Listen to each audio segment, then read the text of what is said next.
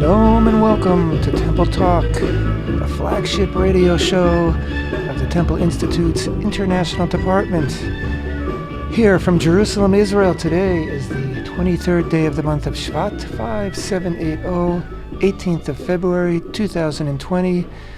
This coming Shabbat, we read Parshat Mishpatim, as well as a special Torah reading of Shkolim, the first of 4 special Torah readings which lead up to and prepare us for Pesach, Passover, which is not for another 7 weeks, I believe. But already, as in ancient times, when people had to get ready for the pilgrimage, and roads had to be repaired, and things had to be marked, and bridges repaired, and everybody had to get ready for Passover, so too today on our calendar, we still need to get ready in very many practical ways, but also spiritually, and we have many special readings which we read in preparation. And this coming Shabbat, we are reading a Parshat Shkolim, which refers to the Machatzit HaShekel, the half shekel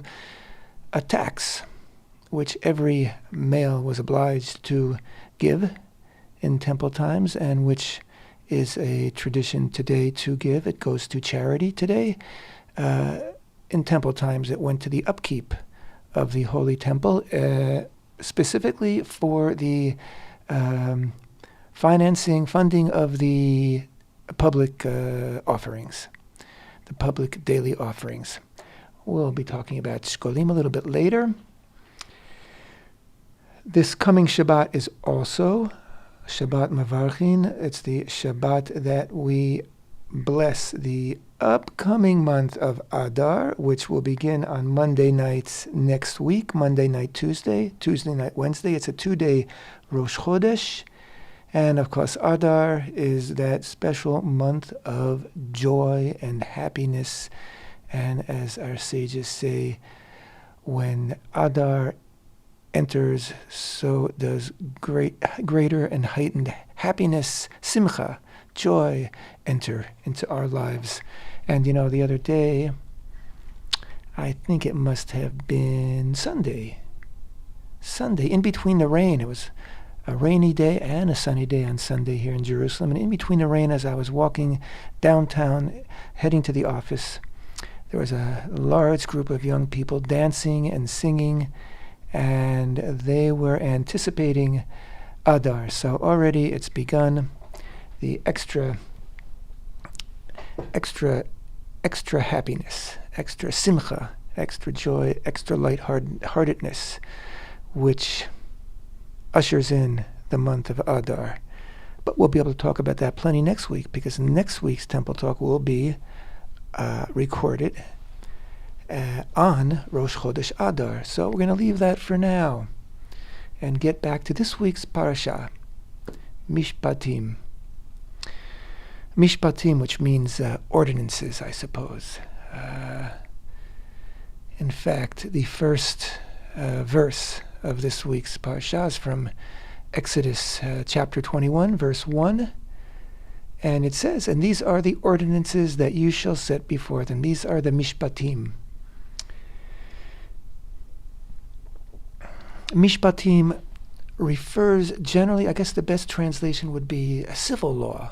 All these, there's more than 50 mitzvot, more than 50 commandments, which are enunciated here in this week's Parsha of Mishpatim. And by and large, not all of them, but by and large, they are what we might call civil law, laws between man and man. Laws such as, homicide, manslaughter, as an unintentional killing, damages, and theft, and trespass and kidnapping, and many other things.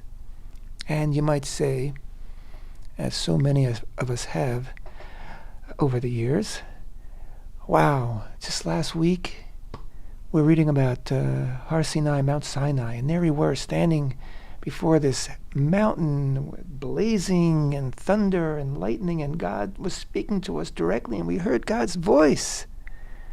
And we heard the 10 commandments, and wow, those are 10 amazing commandments. I mean, that's the basic code of humanity, the 10 commandments. You know, those are the things that you need to abide by. And they're important. And wow, you know, you have to observe Shabbat. You have to respect your parents. You can't murder. You can't lie. You can't take God's name in vain, etc., etc. We get that. Not that they're necessarily so simple or so easy for everybody to maintain 24/7 every day of one's life, but we get it. They're important. And there's a certain prestige to them almost. And then we come to the Mishpatim, and all of a sudden we're in the nitty-gritty. You know, really? This is like for lawyers. Why are you telling this to me? Like, you know, but these are really the basis of our lives. And God is found in the nitty-gritty. And our connection to God is found in the nitty-gritty. And the way we need to conduct our lives is determined and guided by the nitty-gritty. And that first verse, Exodus chapter 21, verse 1, that I read a moment ago, and these are the ordinances that you shall set before them. Rashi, the great commentator, points out that when it says, and these, the Torah is emphasizing that these are in the same ma'amad, these are in the same status as the 10 commandments. You know, these are every bit as important. And you'll also teach these, and it's one unit. It's one thing. You know, if you want to have a better understanding of the commandments, the 10 commandments, in fact, the entire Torah traditionally is understood as containing 613 commandments. And what's a commandment? You know, the Hebrew word, the Hebrew expression for the 10 commandments is aseret hadibrot. And aseret hadibrot literally can be translated as the 10 words, or even the 10 spoken things, meaning these are the 10 things that God told us. They're not given the title commandments. In fact, many a sage, ancient and modern, has said, and this is almost a radical statement, they have said, think of the commandments as itzot, as suggestions, right? Not as you know, a dictate, right? Not as you got to do it, but you know what? These are suggestions, and they come from God. So, you know, you deal with it. These are God's suggestions for leading the best life, which, you know, that's pretty heavy. That's heavy stuff. But it's not a commandment, meaning it's not a master-slave relationship here, even though God is our master, and even though we are often referred to and can refer to ourselves as God's servants, but the essence of the relationship is much more intimate than that. And in fact, to make it even more clear, the word mitzvah, right, which is translated as commandment, also sort of in the vernacular can mean a good deed. You do a mitzvah. You know, a mitzvah literally is you're performing a commandment, but it's a good deed. It's a good deed. So sometimes you hear mitzvah and say, oh, mitzvah means a good deed. But mitzvah in Torah means what we translate as commandment. But the root, the shorish of that noun, mitzvah, is litzavot, which literally means to connect. In modern Hebrew, a tsevet is a team. It's a team of people who are connected with a common principle, a common goal. And so the mitzvot are our ways of connecting with God, connecting with our fellow man. And to connect with our fellow man is to connect with God. And to connect with God is to connect our fellow man. And that's why the 10 commandments and all the commandments, whether they are commandments that have to do with what happens if my ox gores my neighbor's ox? Are there damages? Do I have to pay? That's contained in this week's Parshat Mishpatim. And a mitzvah as into what I need to do when I go to the Beit HaMikdash, the Holy Temple, on Shavuot. What do I need to bring? What do I need to say? Those are commandments, as in the commandment to love your neighbor as yourself. They all are ways of connecting. That is the essence of the 613 commandments of Torah. So basically, the Torah is giving us 613 ways, basic ways, to connect with God and to connect with other people, because it's important to God that we live together civilly and as a social unit that works together and that flourishes together. That's why we have all these commandments that have to do with civil law, following the 10 Commandments. It's very basic stuff, but it is essential and it's important, and this is how we live our lives. And yes, there will be people, rabbis, and in modern parlance, lawyers who will specialize in how the law works. But everybody needs to know the law, and everybody needs to understand the principles behind these mitzvot, these suggestions, these connecting principles, so that we can live together in peace and harmony and have a civil society, because the Torah was given to Israel so that Israel could bring Torah into the land of Israel and build a society there.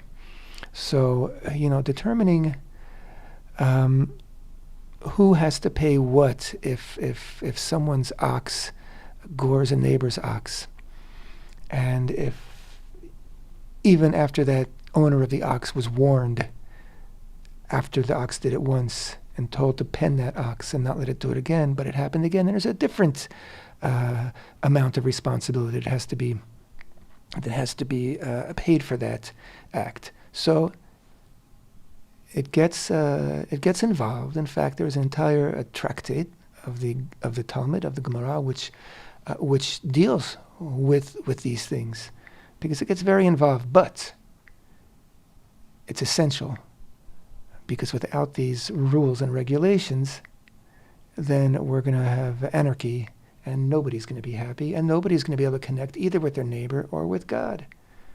And then we'll have a godless, anarchic society, and nobody wants that.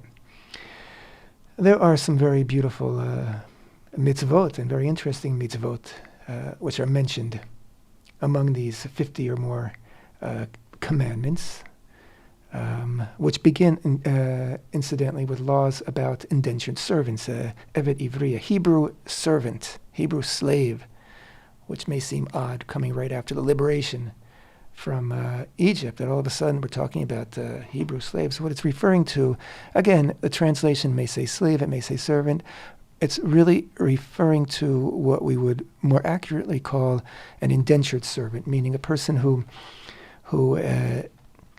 is in servitude to someone else, to another Hebrew, for 6 years, after which he can go free if he so chooses. If he decides not to, then he won't go free. That's what Mishpatim talks about in its opening verses.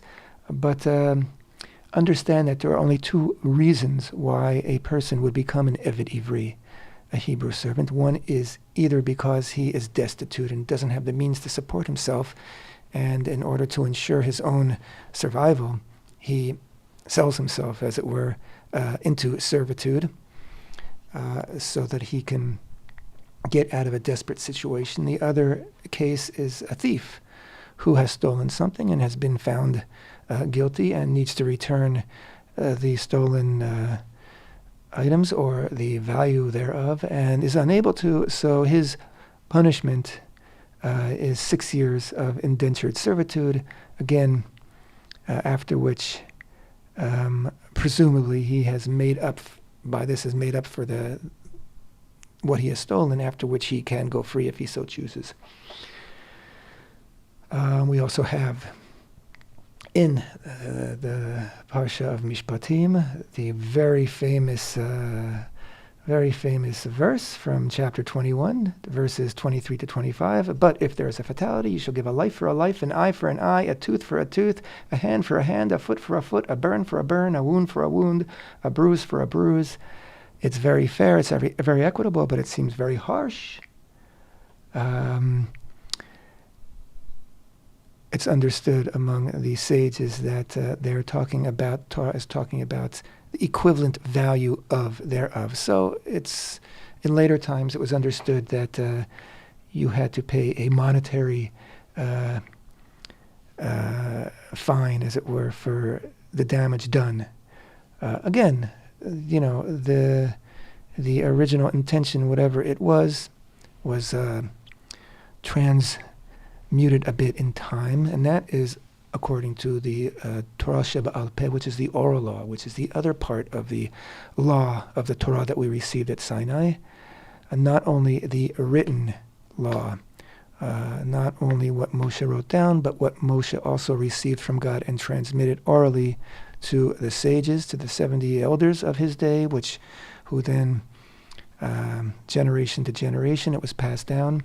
And this is the oral law which helps us understand the written law greater, because many of these things, even the laws of Shabbat, we keep Shabbat, we're told to keep Shabbat many times in Torah, but it's not really explained with much detail at all how we are to do that. So that is what the oral law is essential.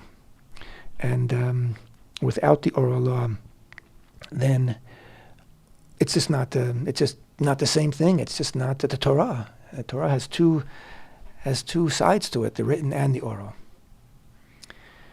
Inseparable. Oh, what other interesting things might we find in this week's Parashat, in chapter 22, verse 1 and 2. If while breaking in, a thief is discovered and he is struck and dies, it is as if he has no blood. If the sun shone upon him, it is as if he has blood, he surely shall pay. If he has no money, he shall be sold for his theft. Okay, this is a thief breaking into a house, and that expression, if he has or doesn't have blood, the real meaning is if someone breaks into your house and you wake up and you hear this person and you're defending your household, and in honest defense of your household, you kill him while it's still dark, and then you're clear of committing a crime. You have self-defense. If the sun already rose, and I'm simplifying this, so some people may say, well, it's not quite like that. I'm simplifying for the purpose of just sharing a few things here in this week's Parsha. If the sun rose and you could see the person, then the situation is a little more nuanced, and you just can't go kill him and say, well, it was self-defense. You have to engage that person and, say, get out of my house or I'll call the police. So, there's a lot of nuance in these laws as well. You shall not curse a judge. This is very interesting, from chapter 22, verse 27. You shall not curse a judge, neither shall you curse a prince among your people. Now, the word for prince in Hebrew used here is nasi. Now, there weren't any princes, really, in Israel. So a prince means a person of stature, maybe the head of the community, maybe the head of the town, But the word nasi today is the word commonly used to refer to president. So, the President of the United States in Hebrew is Nasi Artzot Habrit. So when you think about it, neither shall you curse a prince, neither shall you curse the president of your people. I wonder how many of us have ever been guilty of that. You have to think about that. You got to be careful. In this Twitter world, in this social media world, you really got to be careful, because I would say that this is one of the don'ts, the don't-dos that is very, very, very often violated by all of us, if we're honest. Chapter 23, verse 4 through 5. If you come upon your enemy's bull or a stray donkey, you shall surely return it to him. If you see your enemy's donkey lying under its burden, would you refrain from helping him? You shall surely help him along with him. So you have a neighbor you don't like. Well, put that aside. You see his bull has gone astray. You make an effort to capture the bull and return it. If you see that his donkey is suffering under a burden, you help the donkey. Or if your neighbor is struggling with the donkey under a burden, you help him. You put your differences aside. This is known as in modern parlance, as being a mensch, being a human being, being a good person. Love your neighbor as yourself. You would want him to help you. You would want him to if he spotted your bull or donkey or house cat or pet dog, running loose. You'd want them to return it if they could. And of course, there are the laws of justice, as in chapter 23, verses 6 through 9. You shall not pervert the judgment of a poor man in his lawsuit. Distance yourself from a false matter, and do not kill a truly innocent person or one who has been declared innocent, for I will not vindicate a guilty person. You shall not accept a bribe, for a bribe will blind the clear-sighted and corrupt words that are right. And you shall not oppress a stranger, for you know the feelings of the stranger, since you were strangers in the land of Egypt. So social justice is essential, and so many times in this week's Parsha and all throughout the Torah, God will say, do not oppress the stranger, do not oppress the orphan, do not oppress the widow, do not oppress the poor, because I, God, will punish you. I personally will take it upon myself, God says, to punish you for that, because I am the protector of those who need my protection. And you yourselves, as a nation, were strangers in the land of Egypt, so you know what it was like. It was no picnic, so you need to be sensitive to people in that situation. So very, very beautiful things we're learning in this Parsha. And then all these commandments, they wind up with talking about the sabbatical year, 6 years you work in the field, 7th year at rest, etc., etc. Then about the Shabbat, and then about all the pilgrimage festivals, Passover, Shavuot, Sukkot, 3 times a year. You will go to the place that God chooses. That expression isn't used here, but it's understood. You go to the place, and you will do what you're instructed to do there. And then the section of all these commandments, of all these connecting principles, comes to a conclusion, and the Parashat ends on a whole different note, which we'll talk about when we return. In just a minute, Temple Talk.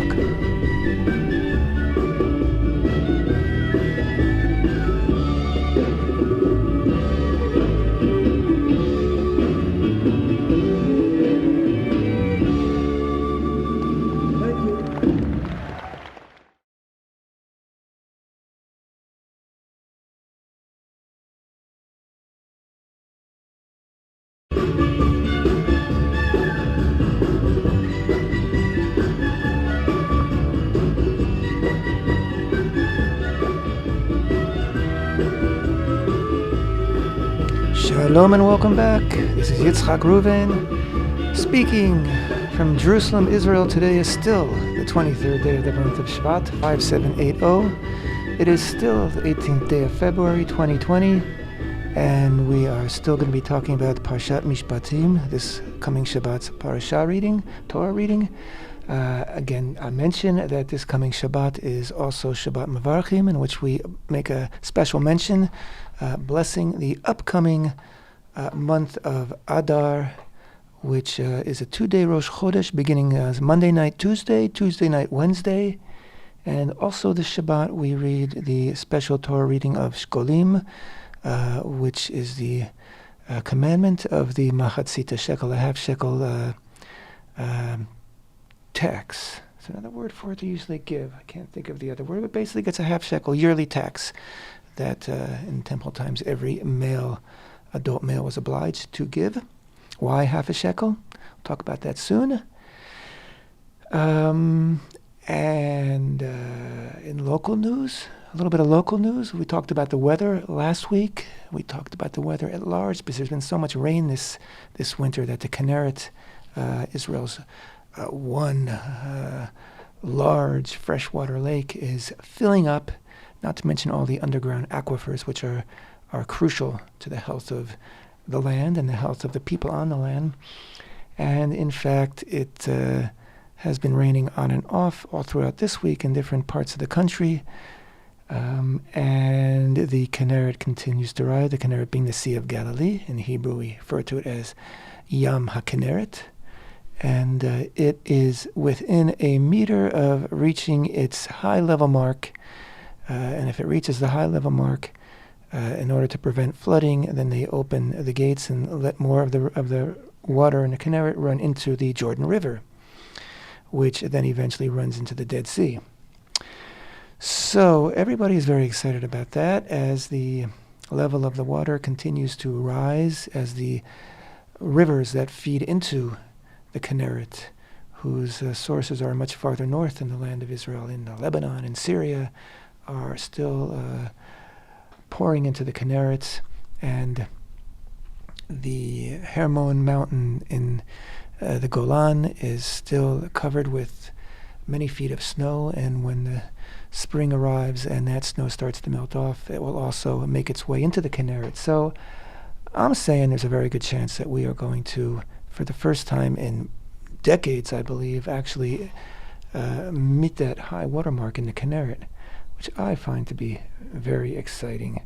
Speaking of exciting, let's get back to the Parsha. I mentioned, as we close the first half of the show, that before the Parsha concludes, basically the listing, the sharing, teaching of all these different commandments, these different mitzvot, these different connecting principles which connect us with God and with one another, comes to a close, and then the Parsha ends on a slightly different note as it goes back to a storytelling, as it were. It goes back to history. We're back in Mount Sinai. We never left, but we have been deeply involved in all these commandments, and one could be forgiven for thinking that we're in modern times, because we're studying principles which still apply today.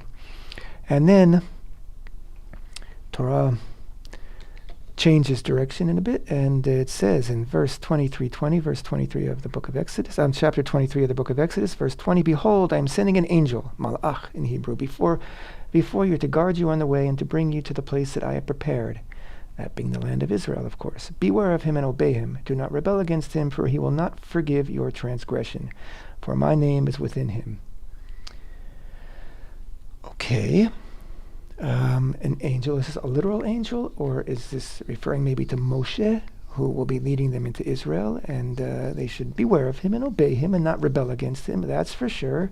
And of course, we'll learn later on in the book of Numbers that there was a rebellion against Moshe, which was quashed, but people are being warned not to disobey.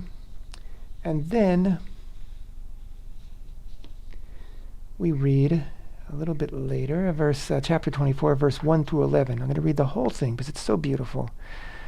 "And to Moshe God said, come up to Hashem, you and Aaron, Nadav and Avihu are two sons, the oldest sons of Aaron, and 70 of the elders of Israel, and prostrate yourselves from afar. And Moshe alone shall approach Hashem, but they shall not approach, and the people shall not ascend with him. So Moshe came and told the people all the words of Hashem and all the ordinances, all the Mishpatim that we've been talking about. And all the people answered in unison and said, all the words that Hashem has spoken, we will do."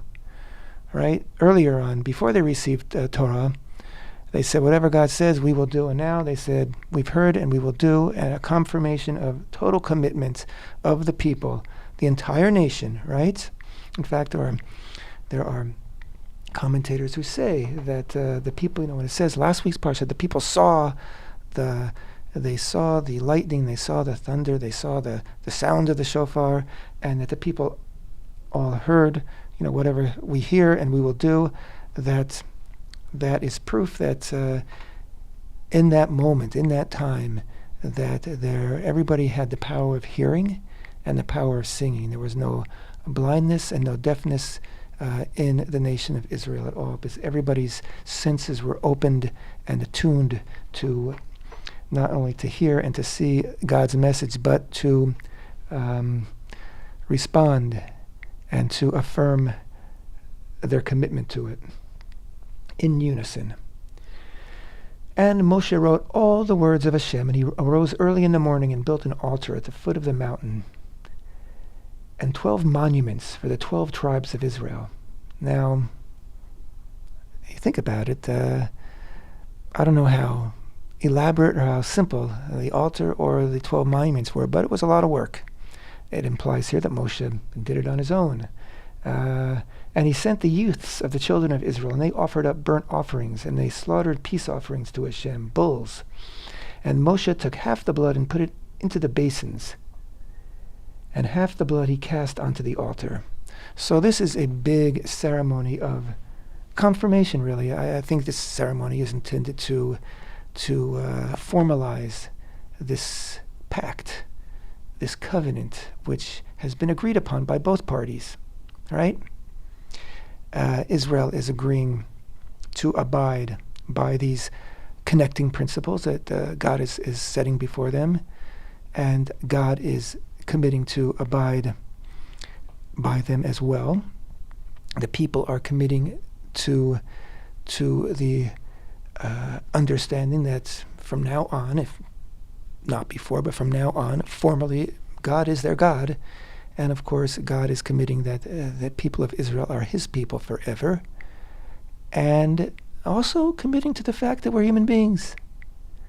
And so these 613 etzot, these 613 suggestions for living a proper life, and these 613 connecting principles for living life with God and sharing the world with God and perceiving and understanding who we are and what the world is and who our neighbors are and how we should live together with God in all of that is what it's all about from both sides.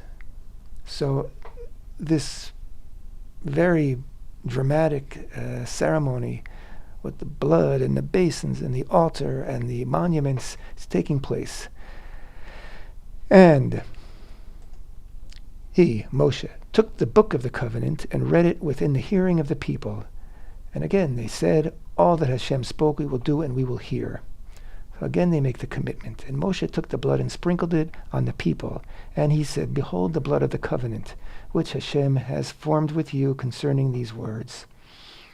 Okay, and with that, this part of this whole ceremony seems to conclude this is confirmation that people have confirmed verbally, and Moshe has via the blood and sprinkling the blood of these offerings, which were made to Hashem, he has made a blood covenant between God and the people, and it is forever. And then it says, and Moshe and Aaron, Nadav and Avihu, and 70 of the elders of Israel ascended, and they perceived the God of Israel, and beneath his feet, beneath God's feet as it were, was like the forming of a sapphire brick. Sometimes it's translated as brickwork, ritzpah, a patio of sapphire, and like the appearance of the heavens for clarity. And upon the nobles of the children of Israel he did not lay his hand, and they perceived God, and they ate and drank. Wow, this is, to me, one of the most beautiful passages. It's so intriguing.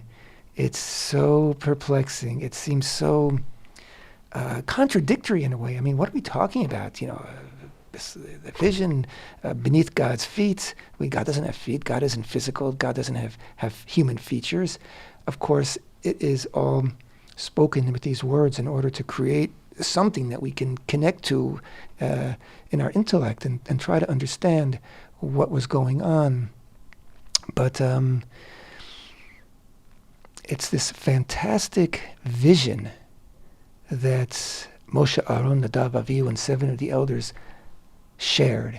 They perceive it together, and it's just so beautiful. In the Hebrew, I'm just going to have to say it in the Hebrew.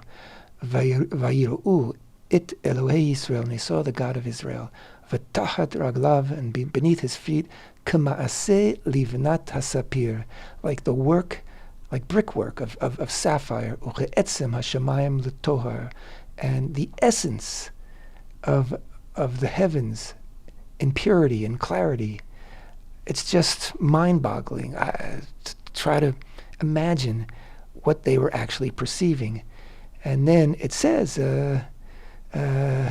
and upon the nobles of the children of Israel, he did not lay his hand, and they perceived God, and they ate and drank. Now, he did not lay his hand, I think, addresses the understanding that even that everybody, Moshe had. You don't see God and live, right? No one sees God's face and live. You don't have a vision of God and survive it. In last week's Haftarah, the reading from Isaiah, where he has the vision of the seraphim, and he fears. He said, "Oh my God, I've seen God. And who am I? I'm impure. I'm finished. I'm cooked. I'm curtains. It's over for me." Of course, God comforts Isaiah and purifies him by putting burning coal to his lips. But fact is that it's a terrifying experience. You don't see God and live. And so here it points out that this was a heaven sanctified, a sanctioned vision, and they had permission, as it were, here to have this vision and to be unharmed by it. And then, bafflingly, it concludes, and they ate and drank. Wow. So they had this amazing spiritual, out of body, practically out of mind vision. I mean, where are they? Who are they? What's going on here? They're not part of this world, it seems, in these moments. And then they eat and drink. And I think here is the essence of the entire message of Torah and the entire experience of Torah. It's all one package. Yes, there is the heavenly, there is the incredibly ethereal, visionary aspect, uplifting aspect of Torah that can sweep us away, and we can see unfathomable, undescribable beauty and unity in the world. And at the same time, we are physical beings, and not only do we need to address our physicality, but we are commanded, we are suggested to by God, and we, in order to connect our physical needs and desires and reality to the godly within us and within the world,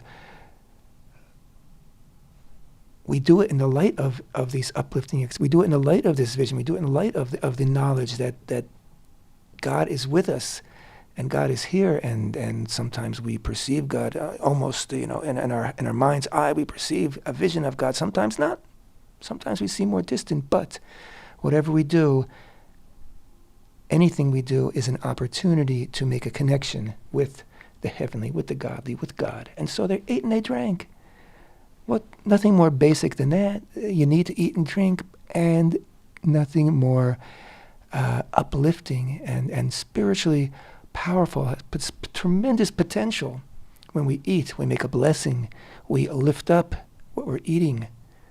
We understand that it's nourishment from God, just as the manna was bread from heaven. Even the food that we cultivate in the earth, even the animals that we slaughter to eat, those who eat animals, and even the honey from the bees and the fish from the sea and the fruits and the grains and the vegetables.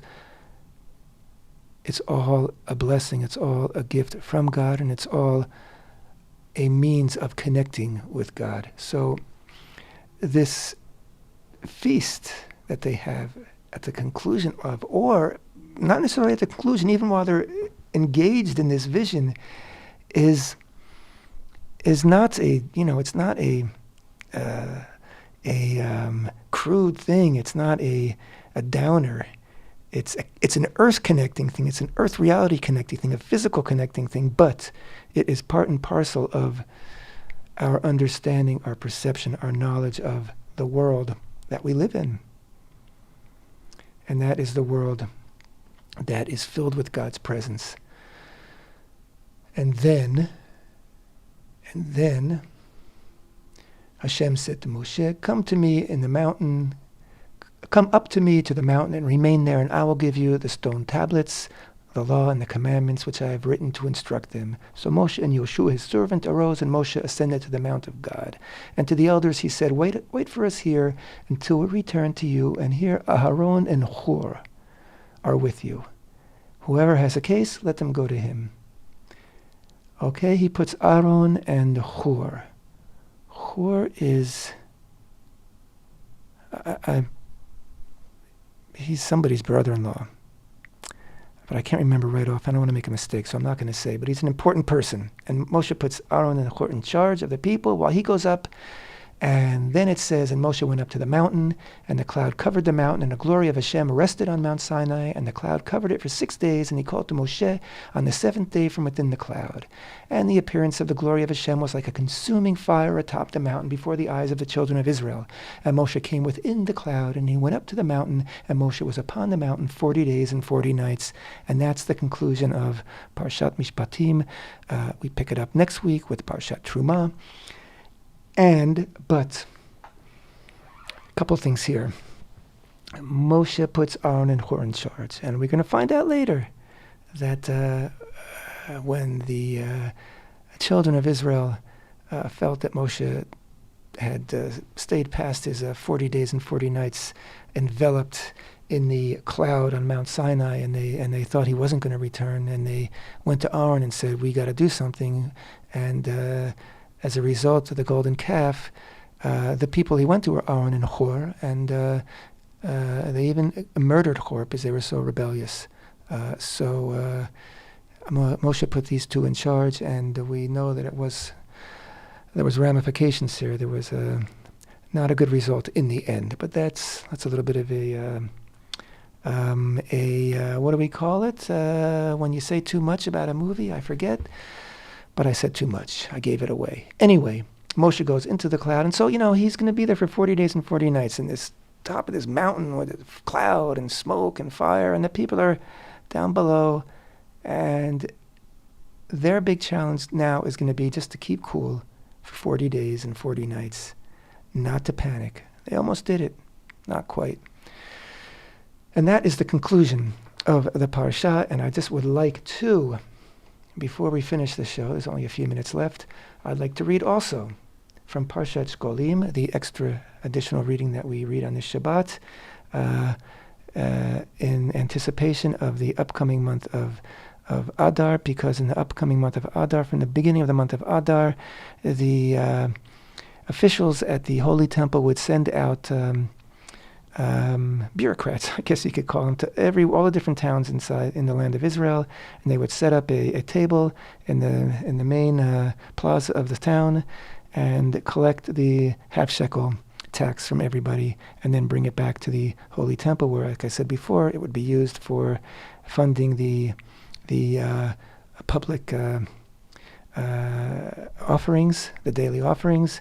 And today is still a mitzvah to bring money. I think it amounts to about $5 worth of silver, because it's an amount of silver, and in today's value of silver, I think it's about $5. And many people bring that to bring it to charity throughout the month of Adar, especially before and on Purim, and since it's not going to offerings at the time. But here it is in the book of Exodus, and it's going to be coming up in a few weeks in our reading. Chapter 30, verse 11, it begins like this. Hashem said to Moshe, saying, when you take the sum of the children of Israel according to their numbers, let each one give to Hashem an atonement for his soul when they are counted. Then there will be no plague among them when they are counted. Then this they shall give everyone who goes through the counting half a shekel, Machatzit a shekel, according to the holy shekel. 20 gerah equals 1 shekel. Half of such a shekel shall be an offering to Hashem. Everyone who goes through the counting from the age of 20 and upward shall give an offering to Hashem. The rich shall give no more, and the poor shall give no less than half a shekel, with which to give the offerings to Hashem to atone for your souls. You shall take the silver of the atonements from the children of Israel and use it in the works of the tent of meeting. It shall be a remembrance for the children of Israel before Hashem to atone for your souls. So nobody gives more than half a shekel, nobody gives less. So everybody is equal. I guess it's a flat tax. Is that what you call it? And Why half a shekel? Why not a whole shekel? It's still not such a big amount, because the teaching behind it is that, again, we have to connect to one another. Each one of us on our own is a half a shekel. We're not even a full shekel. But when two people give, when two people get together, you get the whole shekel. And so the half shekel offering is an expression of the need for unity within the community. That's what it's all about, brothers and sisters. Unity within the community, the Machatzit HaShekel. And we will be accepting, if anybody wants to make a donation to the Temple Institute of Machatzit HaShekel, which, like I say, is about $5. You can designate that, and we will accept it as such. And if we have offerings soon, we'll definitely put it to that. But if not, we will put it to the best use in making preparations for the Holy Temple and the Machatzit HaShekel. Soon in our days. Thank you so much for being with me on Temple Talk.